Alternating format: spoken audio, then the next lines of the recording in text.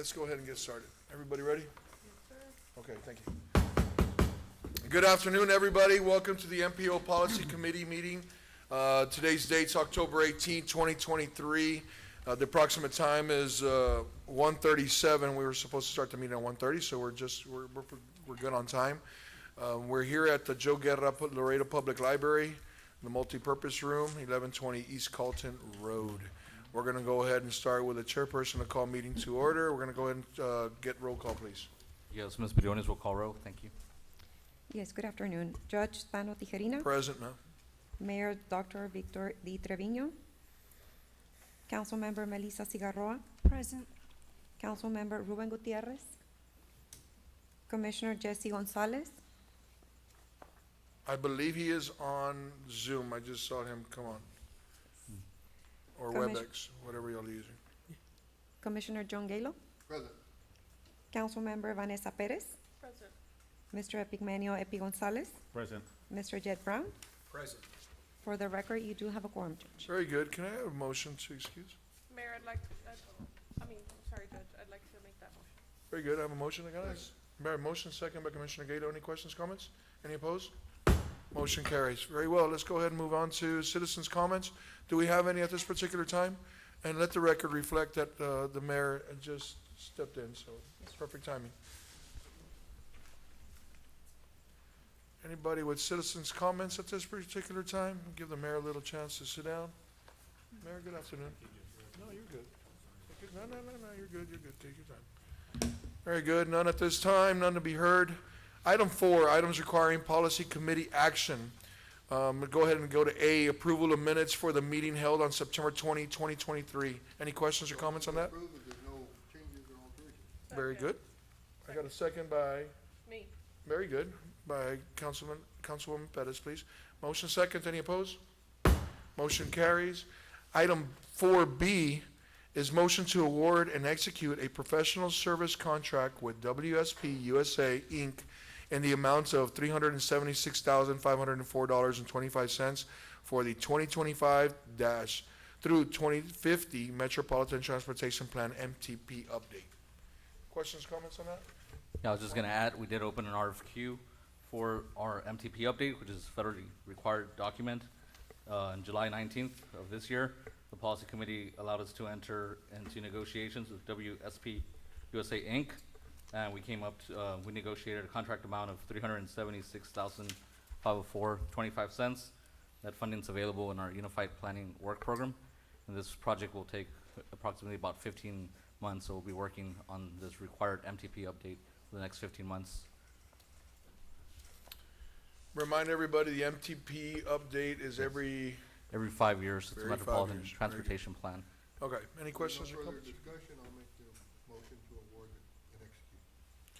I got a motion, Second. I got a second, any opposed? Motion carries, thank you. Item 4C, discussion with possible action on transportation planning activities and initiatives to improve the safety of the regional transportation network. Give us an idea of what we're talking about there. Yes, thank you, Chair. I know at the last meeting, we briefly discussed this item, but it was something that Commissioner Gonzalez and Council Member Mayor Pro Temp Vanessa Perez had asked for, just because of all the fatalities that we see on our roadways, the incidents. So I wanted to give an overview of what we do at the MPO, but also invited the RMA, because they're gonna start working on their, their safety action plan. So I do wanna invite them up to provide an overview of that safety action plan to see what work we're gonna be doing related to planning in collaboration with the RMA. They're the ones leading that effort, but we'll play a role in that. Very good. Mr. Brown, do you have anybody that you, We have 3 people here. Is this on? We have 3 people here, Jason, Melissa, Blasita, but Jason will be the keynote speaker. I believe everyone here is familiar with this. This is a $2 million grant that was awarded to our community, to the RMA, to study, to create a safety action plan for all of Laredo and Webb County. A lot of data collection that will go into it. We were awarded last February. Between February and September, we were getting trained on how to administer the grant, because there's a lot of money that we have to pay to get reimbursed as we go. And then we have an 18-month period to finish the grant. The goal of this grant is implementation dollars. Through this, or through the study, the actual study that's done, the safety action plan, in the end, we want to attract more monies to our community to be able to implement aspects of what comes out of the study. I'm told that we don't have to complete the study to start applying for additional grant funds to do physical construction in the field to help prevent crashes and to create a safer community. So with that, I will turn it over to Jason to tell us all more about it. All right. Jason, you have the floor, sir. Thank you. All right, thank you, Mr. Brown. And thank you, Judge and members of the Policy Committee. For the record, my name is Jason Rodriguez with LJ Engineering, representing the RMA. Mr. Brown already gave kind of an intro to what this item is about. Just to back up, on the previous slide, it was simply the dates that Mr. Brown mentioned in terms of how we got this grant, and now we're actually beginning the action plan process. So the safety action plan, some of us may have heard Vision Zero before, is essentially a way to get the community to adopt a safe systems approach. You can kind of think of that as we all share the responsibility for everybody to have a safe experience on the roadway. That's the entire traveling public. So whether we're drivers, whether we're planners, engineers, policymakers, it's all of our responsibility. Three major goals of this particular study are to make that public commitment to zero fatalities on our roadways by a certain year. Then the safe systems approach being adopted within how we design, how we fund, and how we prioritize that sort of thing. And then also, as Mr. Brown mentioned, the idea is to leverage federal dollars that are available to be able to fund implementation of some of these particular improvements that we could make to our roadways. And that's for bicyclists, pedestrians, drivers alike. So just to kind of give a little bit of a rundown of what that public commitment looks like when you make that. These are just three examples. There are dozens more. But TxDOT, City of Philadelphia, Tacoma, you can see there's just this public statement essentially that says we as a community pledge that we're going to reduce fatalities and serious injuries on the roadway by a certain year.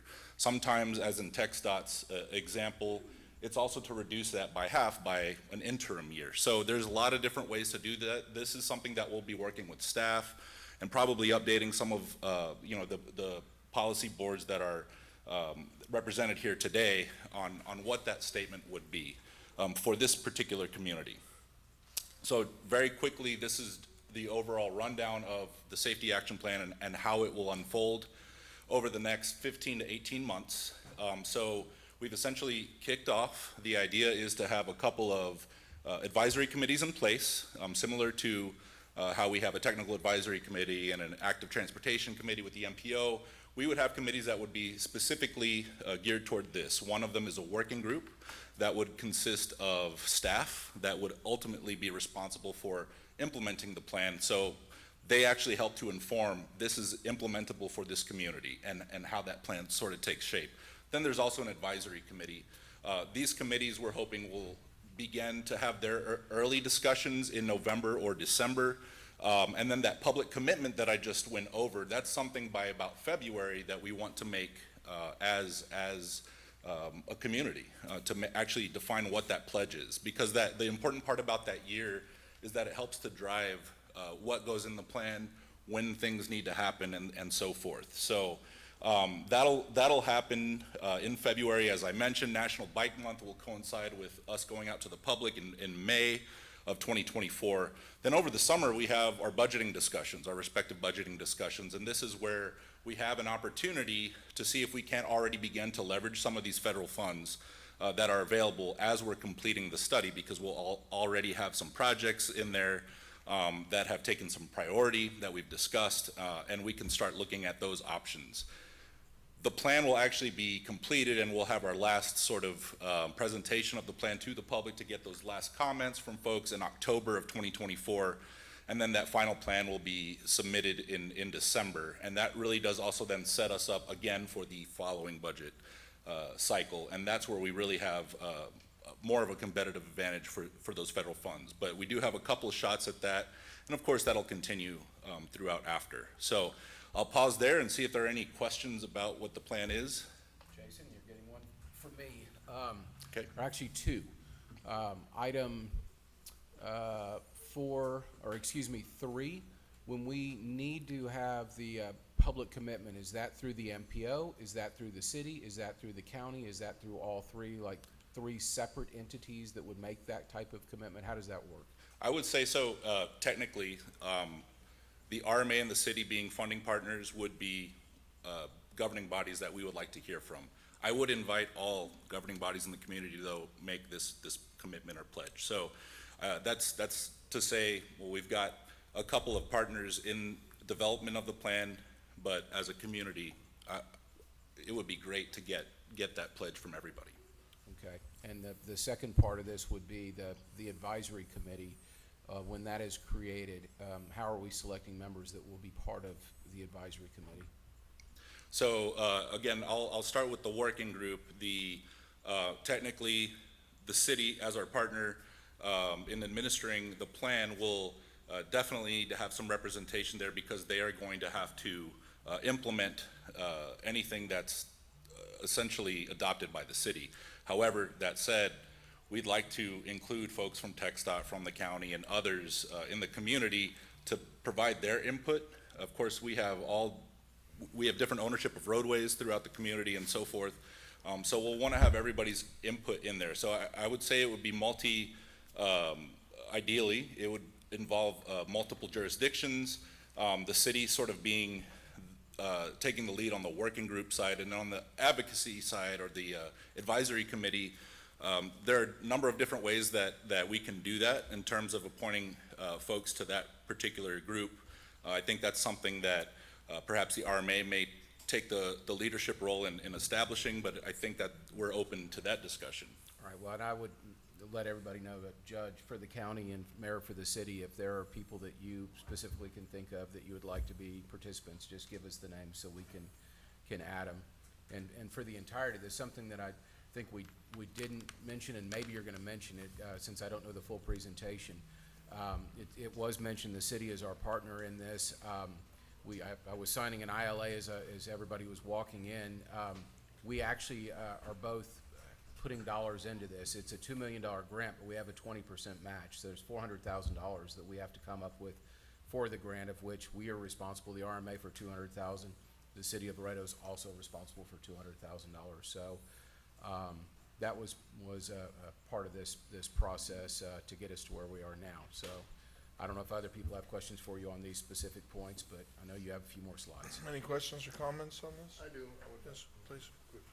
The pledge, is that mandatory, that part of the grant? Well, so what I should say is that in order to develop the plan as to when we are supposed to reduce fatalities to 0, that helps us to sort of establish what the steps are and by when. So yes, it is something that is needed.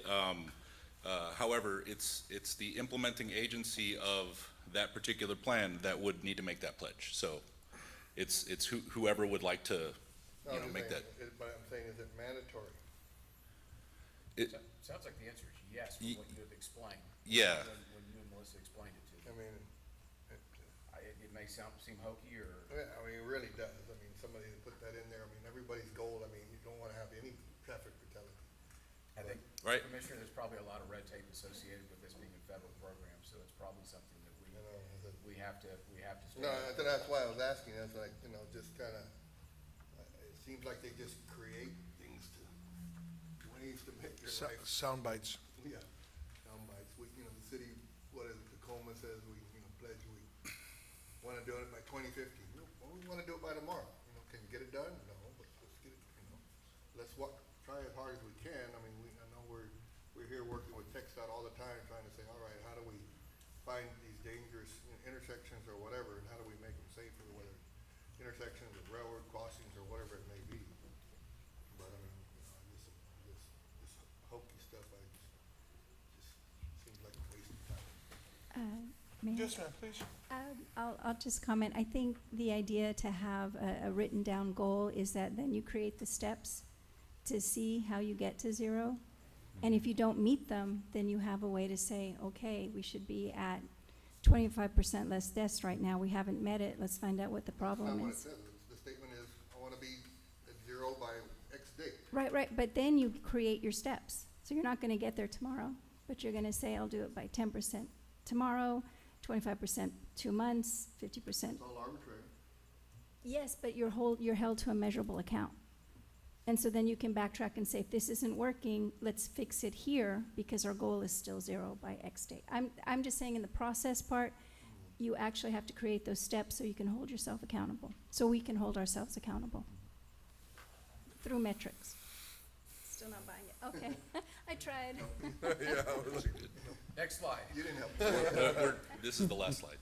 That is? So, yes, sir. Oh, okay. all right. Happy to answer. And, They have so, and the $2 million, or $2.4 million is actually to implement these steps, or what? No, sir, it's two, of which we have to come up with 400,000. So we- you're spending a total of 2.4? No. Oh, you're spending Two, two, so yes. you're getting 1.6 plus. Yes, correct. And it's to study all of Laredo and Webb County to come up with the problemed areas and how you address them and how you fix them. So that's the reason we are going to, I mean, it's listed there, but it's the city, TxDOT, the county, DPS, the 2 school districts. It's trying to engage everyone in our community that has data that's measurable to try and figure out where the problem areas are and how we address them. A lot of it's gonna be working with TxDOT.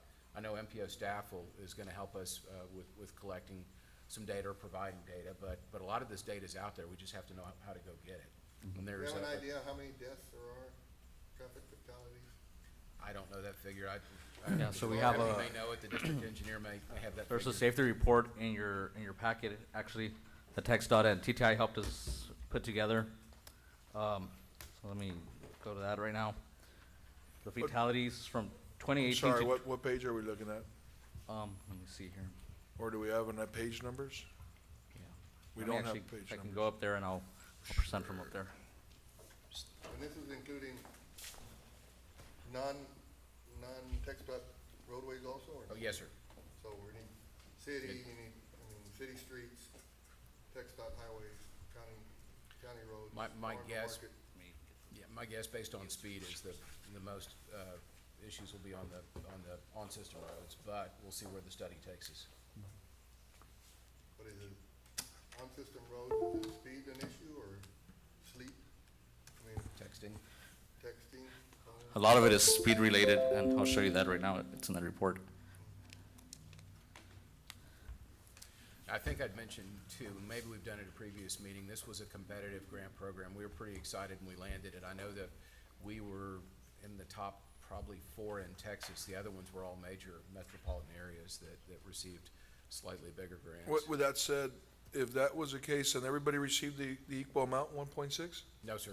The number varied. It depends on how much you applied for.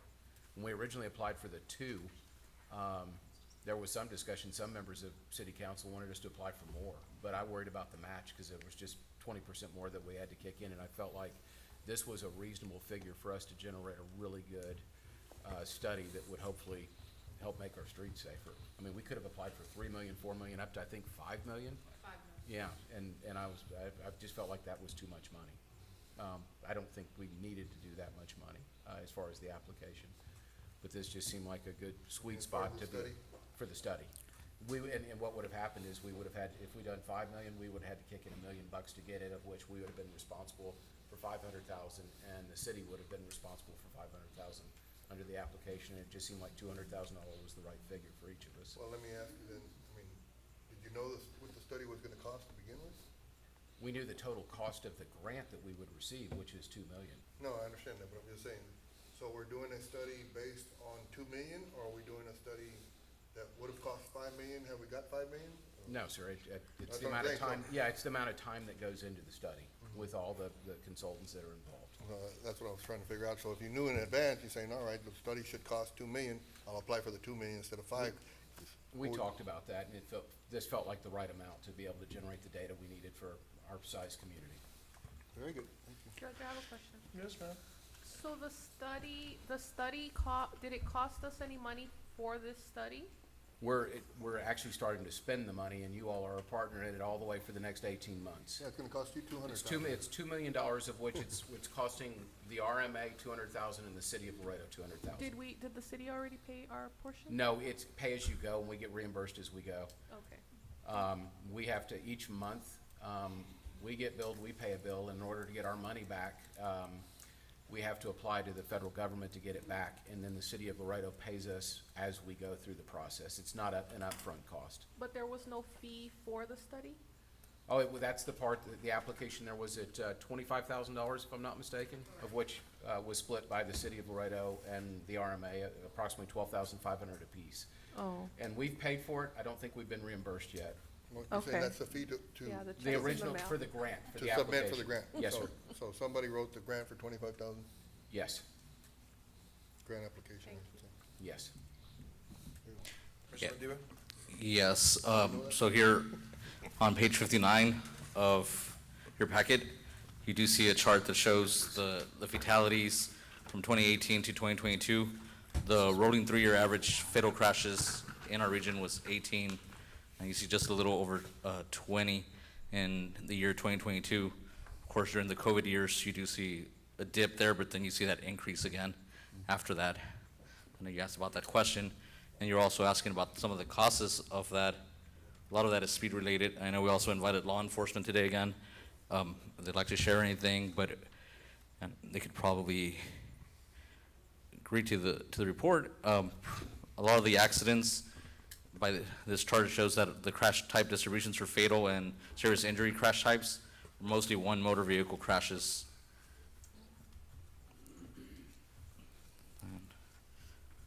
Sorry, there's not a mouse up here, so I'm trying to navigate this.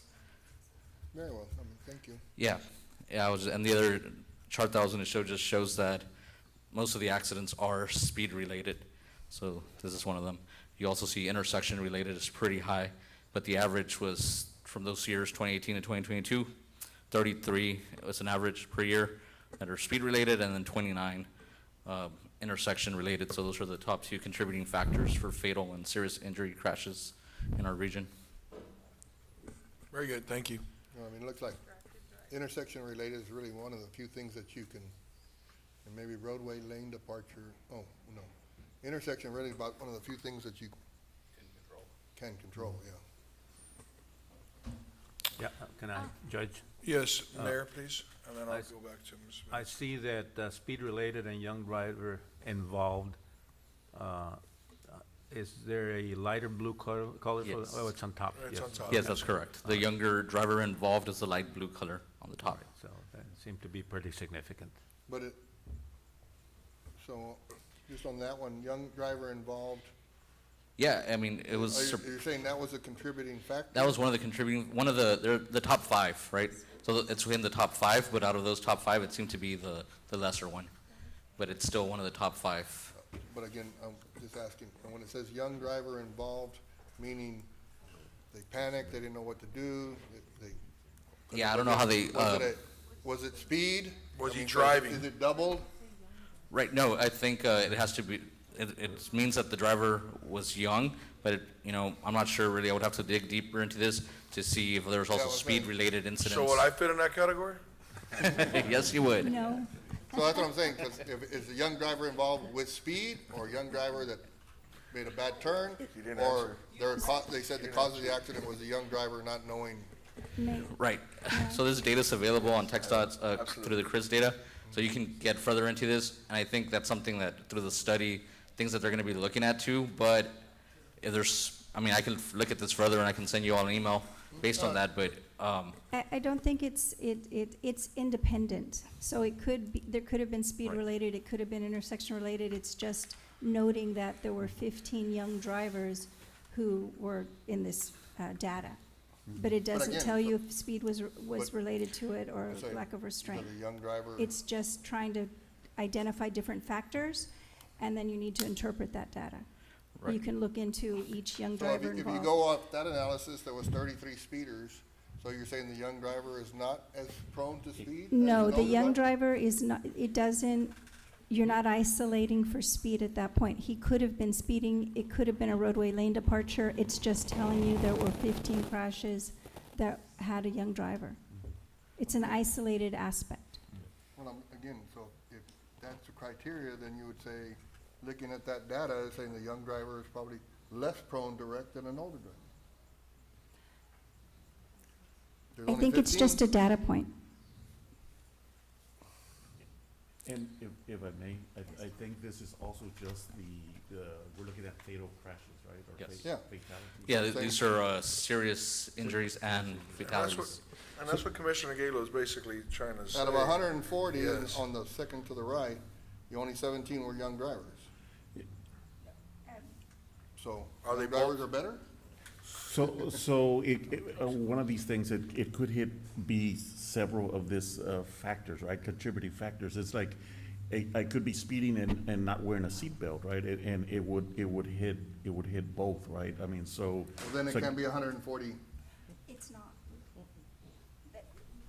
It is not a total of, I guess, 120 there, right? It's not that's not the total, or 140. There's less.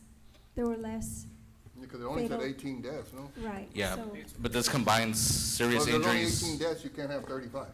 This combines serious injuries and fatalities. So it's combining both. It's not just fatalities on this chart. No. So. Again, I think that the chart's worthless. Yeah, so this is a safety report that was put together based on that CRIS data, that there's a lot of, more details behind the numbers. The safety report is in your packet in its entirety. If you'd like to also read through that, but if you would like us to look further into data or some specific data points, we can do that for you as staff. We'll let the committee hash it out. So if I may, right now, we do have a highway safety improvement program call where we're identifying projects as part of our,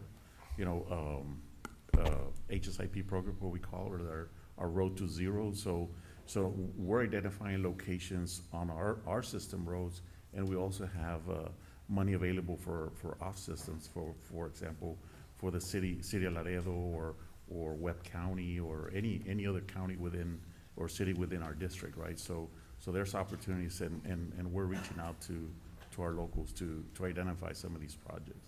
Judge, if I may, I just wanted, Yes, we sir. got a lot of experienced officers over here. In your, again, just off the top of your head, what do you think would be the biggest? Come on, Chief. contributing- Put you on the spot. What do you think the biggest contributing? Put that beautiful factor- smile to work. Let's go. Or in your experience? Well, first in of all, your good many years afternoon, of- Chief Rodriguez for the record.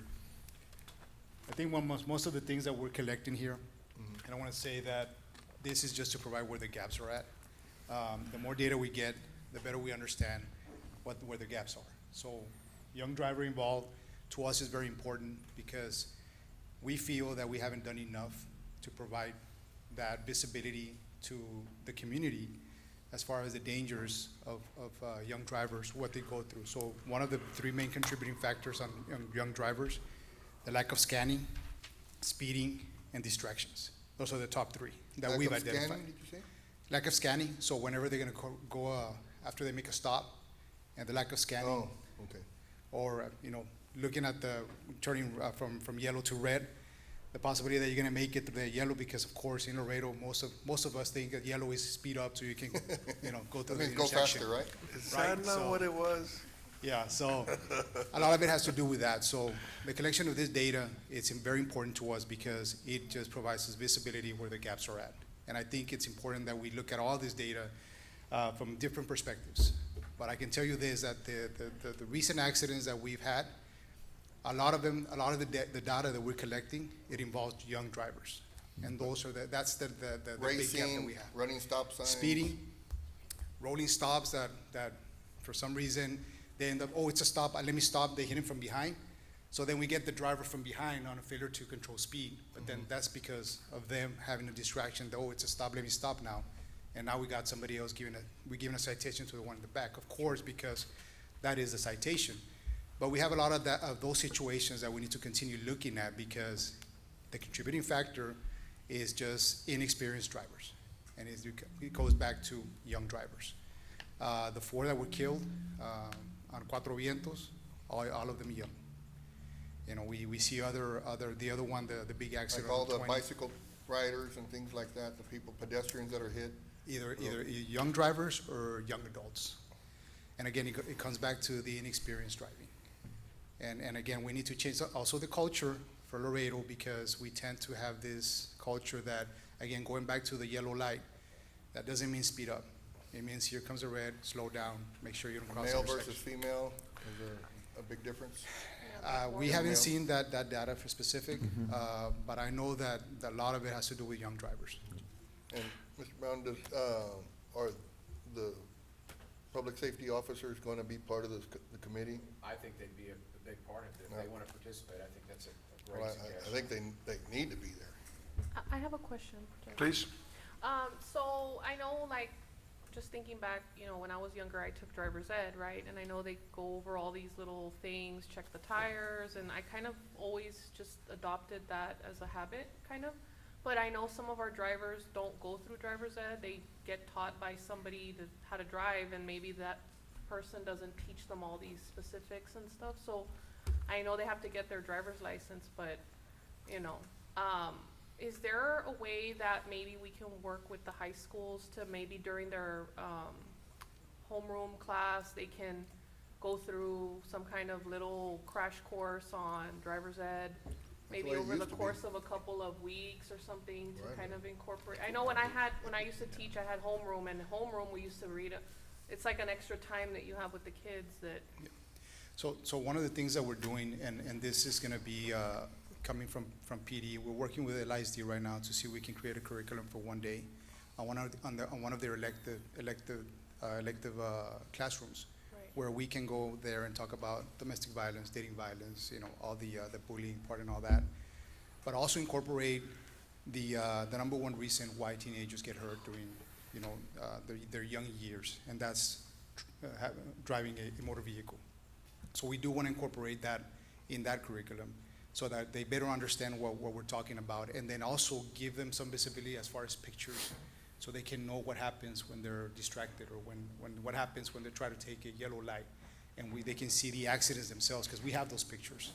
And a picture says 1,000 words, you know, and I think it's very important that they see that, because they see the consequences when they do that. You know, one mistake, it takes 1 second of that one mistake to take away a life. So I think it's very important that we include that and we create that visibility for them. And of course, I'm all for it if we can do that. And But- Judge, also, I know TxDOT has like their drunken simulators, and they have their rollover simulators.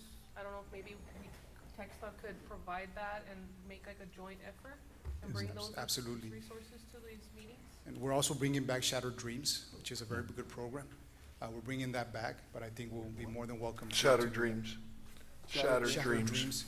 So Yeah. it's a whole concept of, you know, what happens when a fatality, and we bring the car, and we can bring actors, and we simulate the whole thing. So we reenact a whole accident scene. So if I wanna, I may just wanna add a couple of things. We do have our transportation safety specialist working out of the district. I know that Blanca, Yes, yeah, Blanca I know you is- do a lot of yes. work with her. So again, she does a lot of community outreach. So yeah, we definitely wanna, you know, join forces Absolutely. on this. And I think that's one of the major gaps that we've seen as to why we haven't been able, and I'll give you some data, some new data that we just got. So we started enforcing the areas, what we call them hotspots for accidents. And also the data that we also picked up was, where have we given the most traffic citations? So collecting that data and deploying the resources that we have to address those issues, we've decreased from 710 accidents a month that we were at average. Last month, we were at 551. So we've made quite a substantial dent, and we're gonna continue doing that to keep on reducing those numbers. So it's a big difference, and I think it's, the percentage was what? 20%? It's about 20-something percent. So it's a significant amount of reduction that we were able to do with that initiative. So we're gonna continue. We're seeing the numbers decrease this month as well. So we're gonna continue that initiative and bring you back that data. Very good, thank you. Judge, can Yes. I make a comment? I know Commissioner Gonzalez was very concerned about the accidents in the south, and I know that's kind of how this got to be one of the like initiatives that we were, I don't know if he maybe wants to add, I know he's on. Commissioner Gonzalez, if you can hear me, if you'd like to add anything to the comments that have already been said? I don't think, he texted me a little while ago and saying that he was having a hard time with the Wi-Fi. Okay. Yeah, something was going on here that he couldn't get it over there, but, okay, So we are enforcing, Judge, we are enforcing the Cuatro Vientos area. good. And just so everybody knows here, not this coming week, but the following week, right when we hit Halloween, we're gonna be doing a big operation with DPS. Good. And so it's gonna be Laredo PD and DPS in several parts of the city. Okay. And we're gonna be doing a major operation on the reduction of speeding, a distracted driver, things like that. The one thing that I forgot to mention, that we do have another gap, is signage. To continue reminding people that texting and driving is an offense. It's a traffic citation. So just so we can continue moving that note, I think signage is very important to just keep reminding everybody that it is a violation. Judge, Very good, Chief, thank you. can I ask a question? Yes? Is there monies right now available through TxDOT to increase signage, like in certain areas? Like I know, the Loop could probably use some. So we, so for signage in particular, I'm not aware that we have any particular, money set aside for that, but I know we have grants that we work with law enforcement on, you know, particularly like the, Click It or Ticket, campaign and things like that, but if there's areas that you all feel that we can, you know, benefit from additional signage, we can Yes. certainly.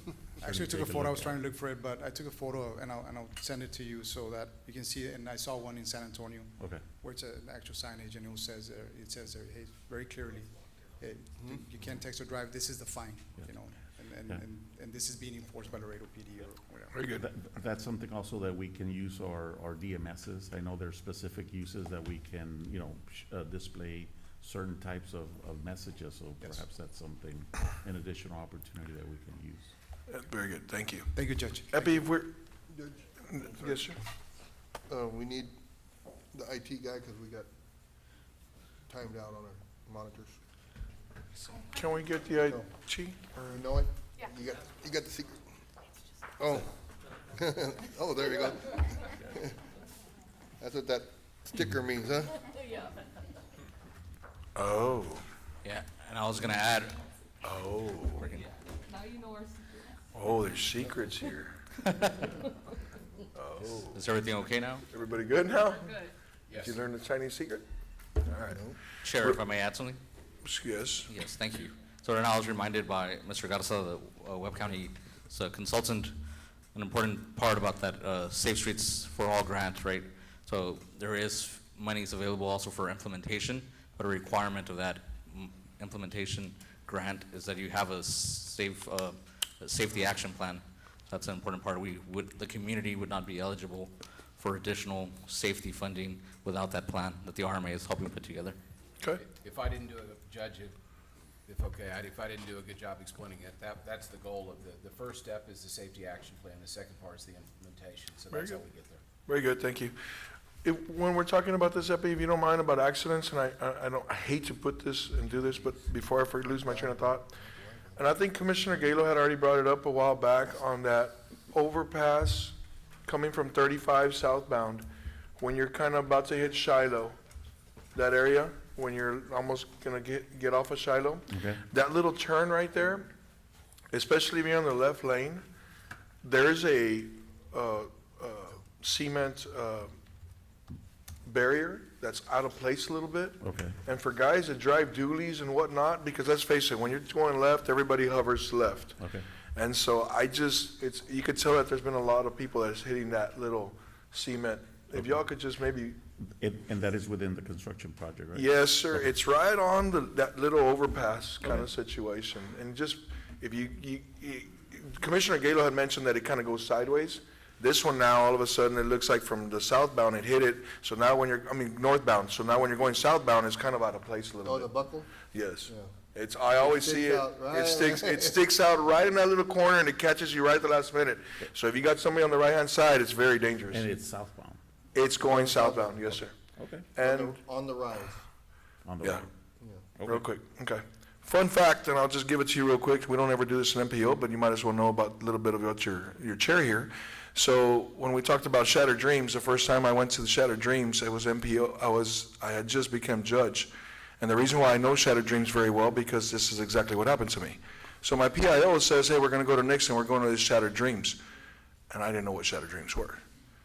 So when I get there and I see all these coffins, and I see baby coffins, I see adult coffins, I see all sizes of coffins, I seriously start getting really sad, and I'm noticing that everybody's playing this role, and I literally start shedding some tears. And Mara, my PIO, looks at me, she goes, what are you crying about?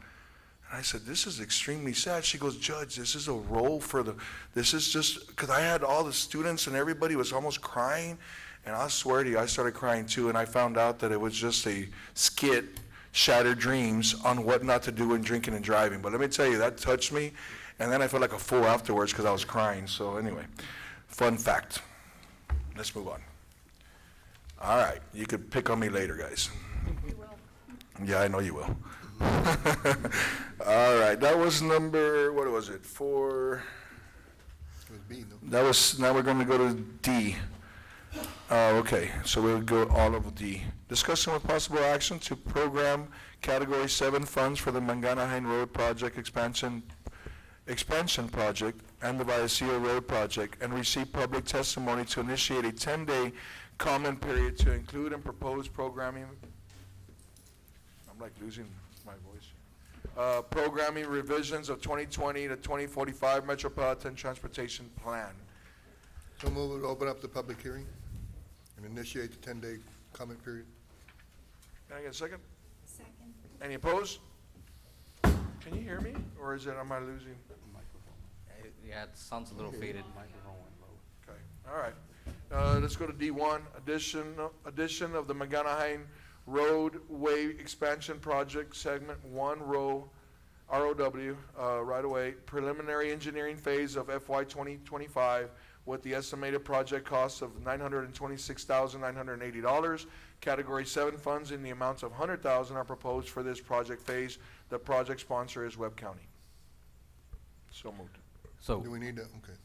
We have to vote on them one by one? So I know or there was a have motion. I guess, can we vote them on one by one? 'Cause yeah, we pretty can much- discuss the whole thing, but I know since you did open a public hearing, we do need to also take any public comments here today. Anybody here for or against? Anybody would like to speak here for or against the next 5? Anybody here for or against? All right, so let's do this, Commissioner Galo. I'm gonna go ahead and read all 5 of them, and if anybody has any one that they want to pull out, or they feel a little bit that they need a little bit more understanding on it, let us know and we'll pull it out.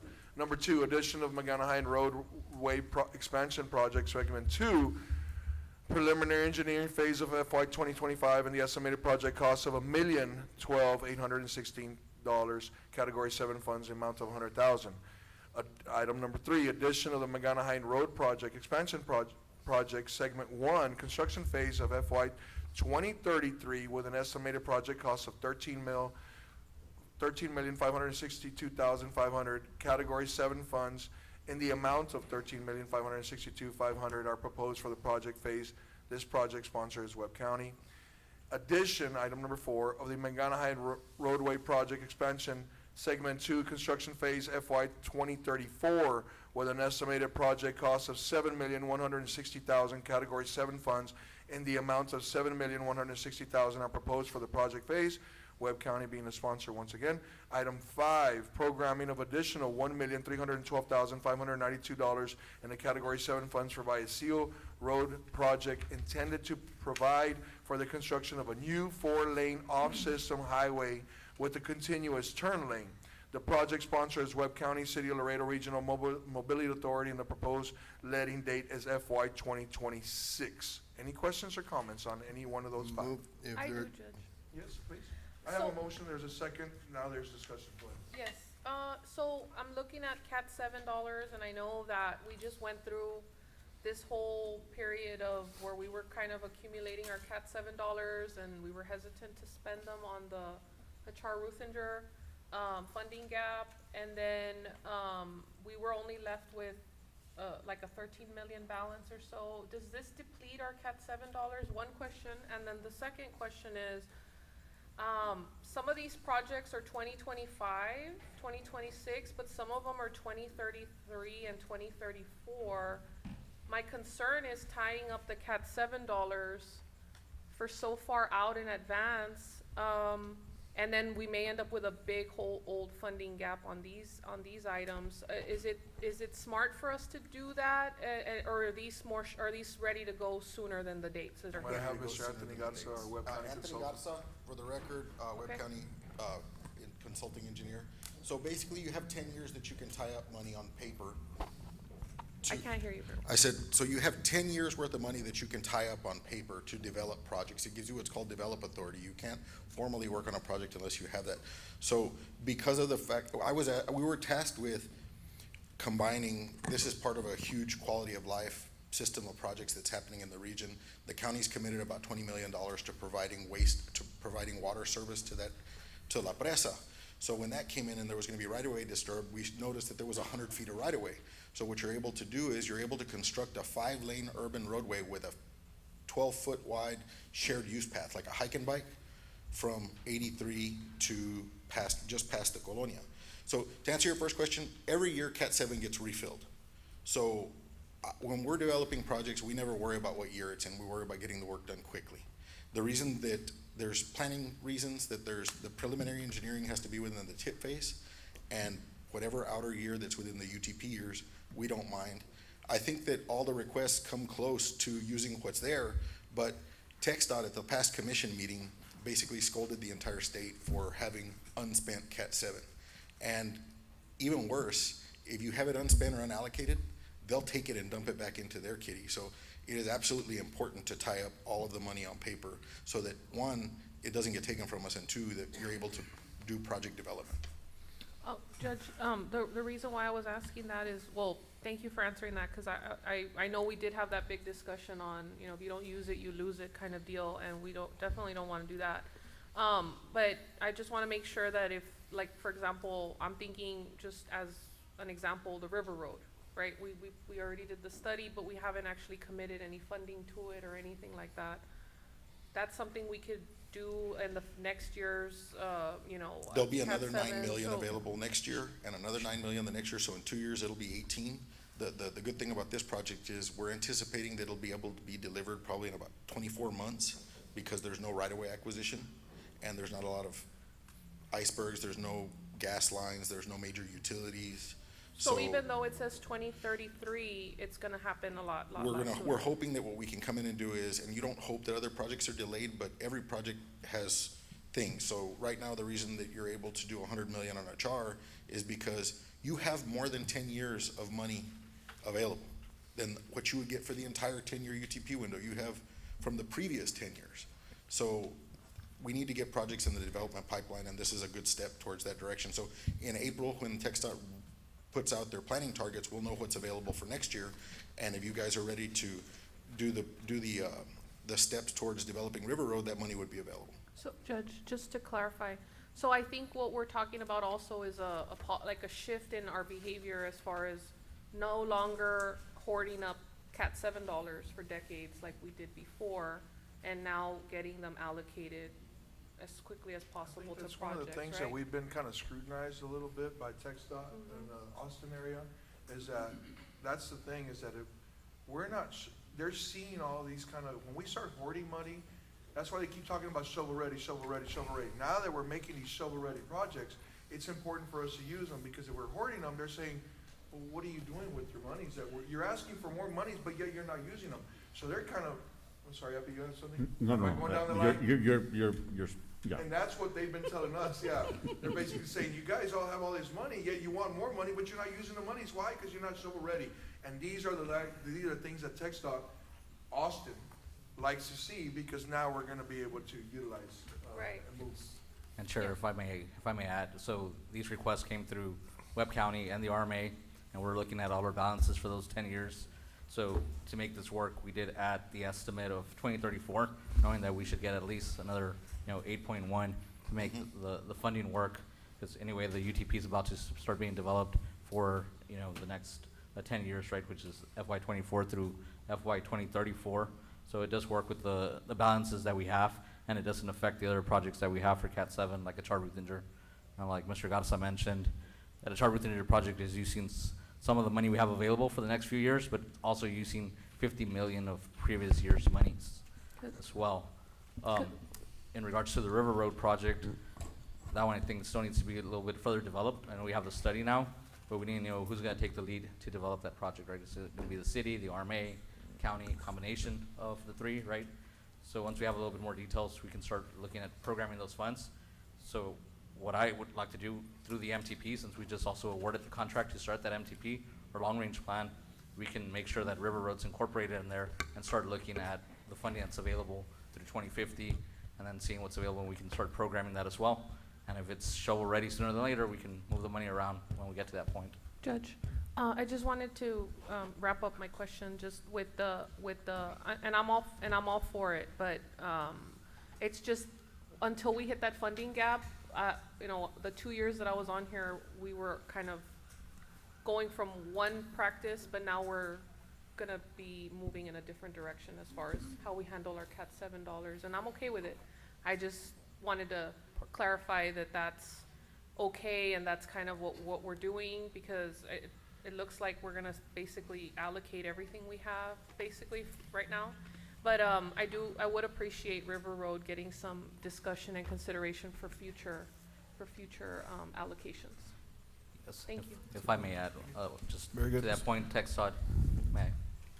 Yes, sir, please. Thank you. So, yeah, just to add, like they mentioned, TechStot does want to see that we're programming that.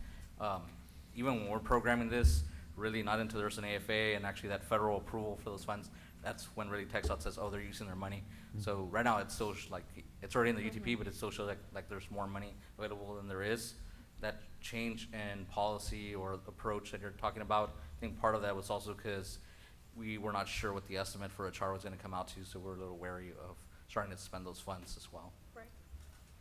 Very good, thank you. I did, Chairman, if I may. Yes, sir. So it's, you know, obviously, allocating the money is obviously a good thing, and I think, you know, I guess the experience that we had, earlier in the year was, you know, we had, money available in the category 7, but we're asking for additional money from the commission, so anyway, so that was kind of the discussion at the time, but another thing that the commission also looks at is, hey, getting, you know, not just getting the money allocated, but are you actually progressing the project, right? So what I got from Anthony's discussion is that, hey, you know, in a 2-year, you know, we're looking kind of at a 2-year turnaround. I mean, that would certainly, you know, if that's done, you know, I think that would certainly demonstrate, you know, not just being able to allocate the money, but actually use it and use it before we lose that, some of the money to inflation, right? So. Absolutely. Judge, if I may, just, Anthony, why is that one, put in 2033? So basically, and again, Anthony got stuff for the record, basically, you have 10 years that you can program projects and be given an AFA by TxDOT. So in order to not step on anybody's toes, because people are in earlier years, like I stated before, as long as we're in that 10-year window and we have a federally funded phase within the TIP, I don't care what year we're in, but we're gonna work like if it's next year, so that when we're actually shovel ready, TxDOT will usually accommodate us. There's a program where, because there's so much unspent CAT 7, that if we had a shovel ready project that was in 2033 or 34 next year, that we would be able to let it today, basically, a credit card kind of deal, because they've got cash sitting around. So is this Okay, kind of one of those, I'm sorry, Commissioner Gannett, this is on top of what you're saying, a little added. Is this kind of the situation that what happens is, and it was happened to us before, where we lose some of our CAT $7 and it goes to other counties because they're already shovel ready? And is it kind of that situation where we're just expediting or kind of pushing it through and saying, hey, guys, we're here. I know it says 2033, but we're ready. We're shovel ready.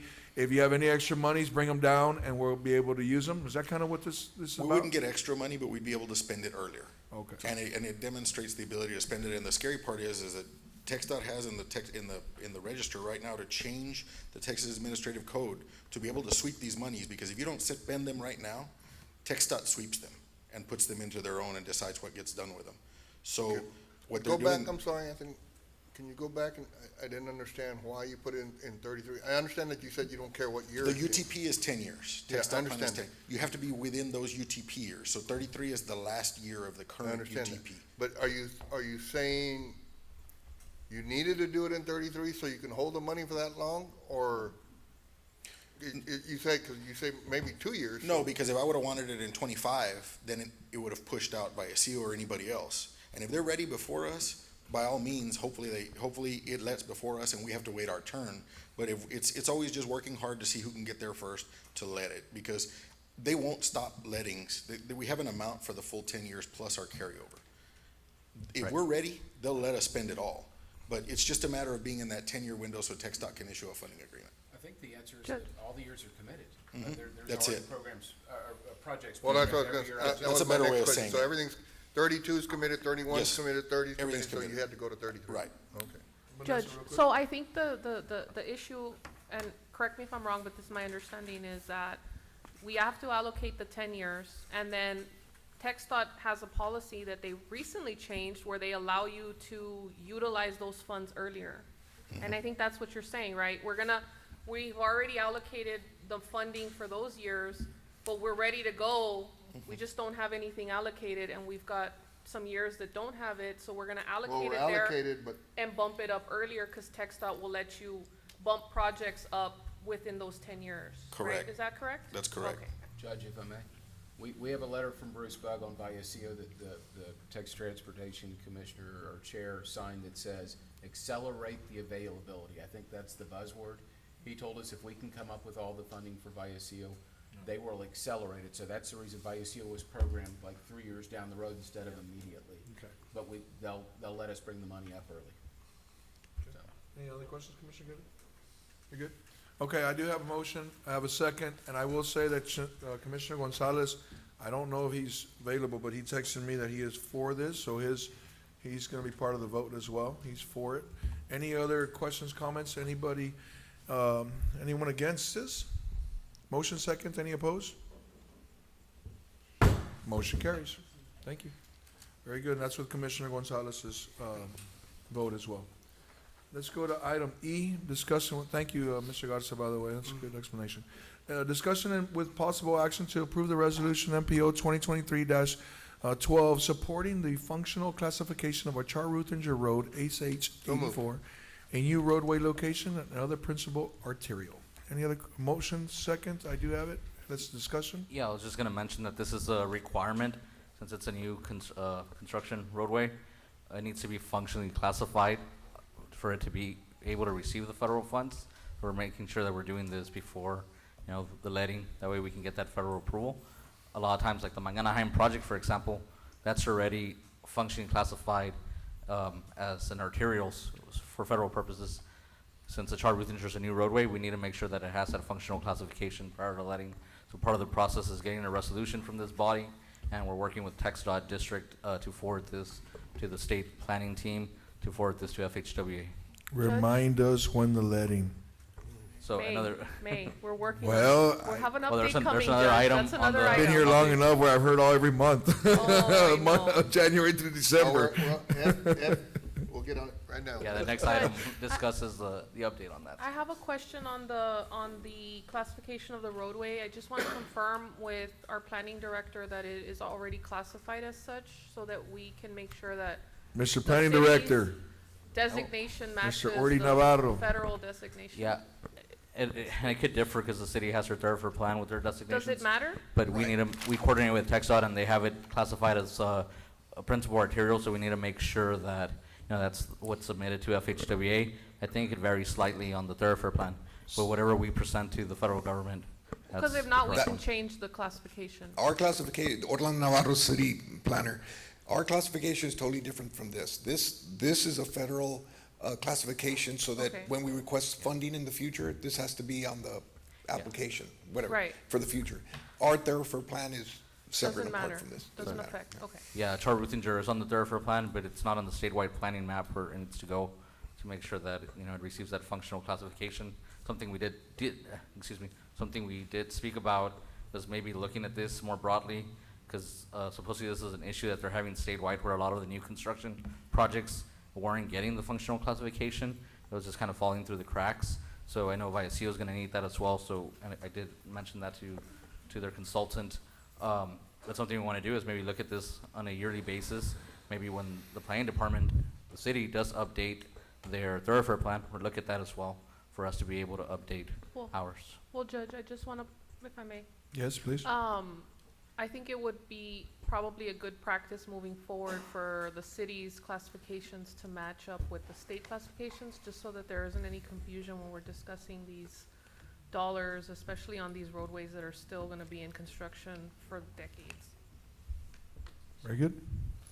I have a motion, I have a second. Any other questions, comments? They're closed. Any opposed? Motion carries. Thank you. Let's go ahead and move into F, discussion with possible action on the Achar Ruthinger Road project. What's the action about? The acquisition of the right-of-way. We, Judge, if I may, Mr. Chavez? we've been meeting with Representative Raymond every 2 weeks for the past 6 weeks, I believe. We've met 3 times.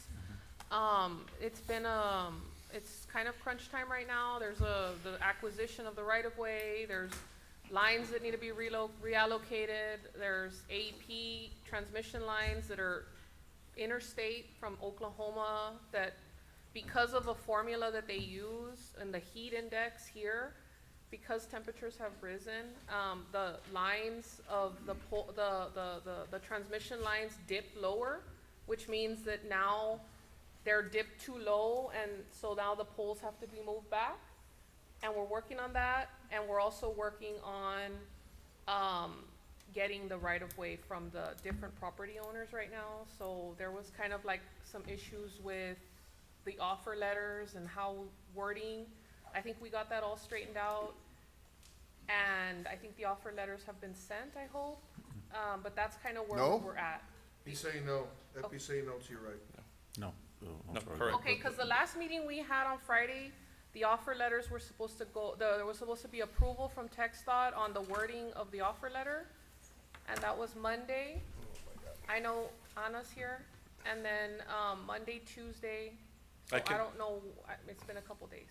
If I may, Judge and honorable members of the Policy Committee, Ramon Chavez, City Engineer, this is the latest update as of probably an hour ago. So it's not going to get any closer than this. So we've been working with TxDOT on all this, like you mentioned, and we've ironed out everything as of this morning. There was a meeting between TxDOT Real Estate and our real estate. And so we're just waiting. Today, we're expecting to receive from TxDOT the final check for the draft of that letter that's already been drafted. I As thought, soon, Judge, if I may, I thought that was gonna get here Monday. well, that's the update that I just got about it's- an hour or 2 ago. Okay. They met this morning, and it looks like they've ironed Okay. they ironed out everything. They said, we're expecting to get that approval this afternoon, and as soon as we get it, then those letters, 6 out of the 8 parcels, the offer letters will be sent out. And Okay? there was, and Judge, if I may, there was a reappraisal needed on parcel 2. Did that That's- happen? No, not yet. Again, we're waiting on that utility company to give us that estimate so that we can amend that appraisal. We were- That's parcel 2. Well, we were supposed to get that Monday. Okay, we don't have it yet, and Or again. they were gonna the- talk to them on Monday. So are we giving them, do we have a time frame on when we're gonna get that estimate back? No, not yet. Again, 6 out of the 8, we've ironed out, and we're expecting to send those out as soon as this afternoon or no later than tomorrow. The problem, Judge, with parcel 2 is that it's a huge chunk of the total roadway. So even if we did have the other ones, if we don't have parcel 2 acquisition, we're not gonna be able to move forward, I believe, is what I understand. So, Who's there the owner was of a parcel 2? there was a utility line that they have to. And- Parcel 2 is Ruthinger, I believe. If I may, I can answer that. It's in the HR trust, HR. Oh, HR. parcel So 2. is that Green Yes, Ranch or Green correct. Valley or whatever? Mhm. Yeah. And there's just, it's an Beverly Court, abandoned gas line that we have to remove, and so we're just waiting for the cost to amend the appraisal, and that's it. We'll send that Have you out seen immediately. The document of the gas line? I'm sorry? Have you seen the document of the So gas? after research and that we've done, there's no easement on that line, so I think that favors us, because now they're gonna have to be responsible to, so we're working on all these details. Originally, the city was supposed to reallocate it, but since it's not in the right of way, now it's up to the property owner. But there has to be an estimate for the cost to adjust the appraisal, so that then we can make the offer letter to Wait, get wait, the wait, right wait. land. We're talking about, what kind of gas line are we talking about? It's abandoned, it's not even. I understand, but is it a, It's a 10-inch, oh, it's a gas 10 line. inch? Yes, So it 10-inch, was like an- enterprise I was gonna gas. say, is it Enterprise? Yes, enterprise gas. It's a 10-inch, but it's abandoned. It has been abandoned. It's been Now, abandoned, you- correct. Cause I'm fighting with Enterprise right now on the same thing of abandoned line, and in our deed, it actually says that they have to pay to remove it. And I would imagine yours is probably same thing, or the Well- property owners. Then without getting into too much details, it has to do with the easement, and perhaps the one you're discussing about, it's within an easement. This one, we were not able to find any documentation, that's been in an easement. And it goes back to many, many years, there's documentation where. Did you ask The them? developer, yes, the developer, the owner, there's conversations from 10 years ago. Well, if it's abandoned, you don't have to remove it, you just cut it. Well, that's still, somebody needs to cut it and remove it.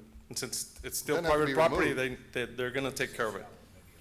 Hmm? I'm saying it may be so shallow, it may be in the way. So we're going through those exercises, and the other one is parcel 6, which, again, there was an issue with some of the language, and that's been already ironed out, as I understand, with TxDOT, and so we're expecting to send that out tomorrow as well. So 7 out of the 8 parcels, as soon as we get that final check, we'll be sending them out as soon as tomorrow. And what was the problem with the language? I mean, doesn't TxDOT have standard language? I mean, you all send these letters out. Seems like it shouldn't be that difficult. It seems Anna like. Duncan, for the record. They need to be reviewed and approved by TxDOT, so we were just pending that information, including the title commitment.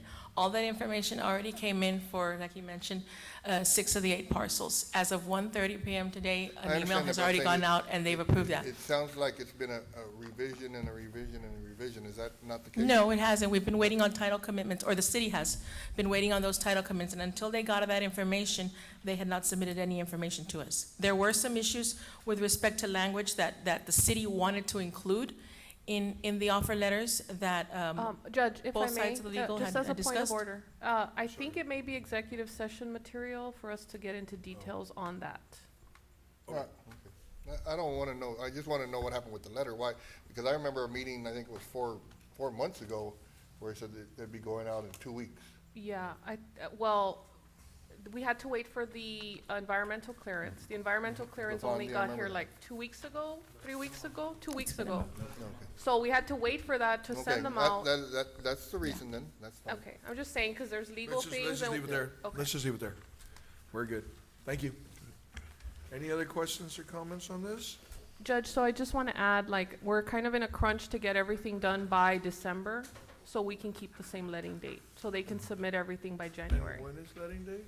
May 2024, Yes, that is correct. Okay. hopefully. We're crunching, we're crunching, we're hoping. We'll keep our fingers. We're trying. We appreciate you all, thank you. All right, anybody else on this particular item? All right, let's move on. Reports and presentations, item 5, status report by the RMA. Jed Brown for the record. There Yes. is a 2-page report in your packet that we try and present the information on beforehand. So if you have questions, we can certainly answer on. Any questions or comments on the 2-page report? Did anybody read the 2-page report? I did. Am I gonna be quizzed on it? Yes, I read it. Everybody good? Any questions for the RMA? Are there any highlights? I'm sorry, I didn't read it. Mr. Brown, is there Anything anything that important? Well, comes it's all out? exciting for me, but I don't want to bore y'all. If So, it's no action needed? Not in No. this meeting. No. We good? Yes. Okay, let's move on. Next, we have a status report, update by TxDOT on the US 59 feasibility study. Good afternoon. Roberto Rodriguez with TxDOT.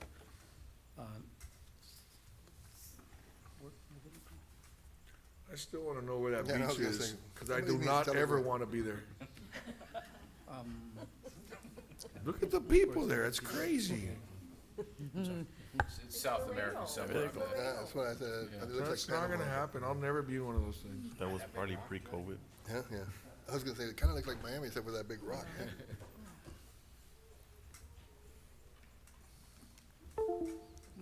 Bet you it's real. Okay.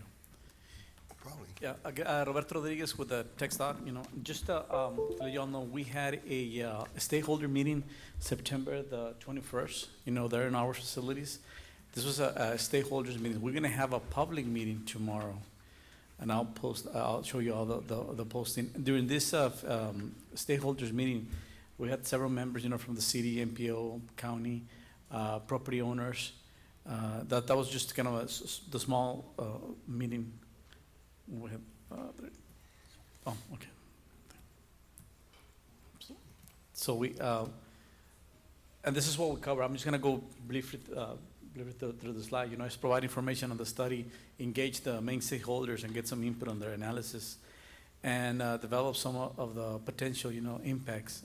And this is the whole area, the one you see on the segment 2 on green. That was the study, the area roadway that we're doing that is eventually, crossing through the outer loop.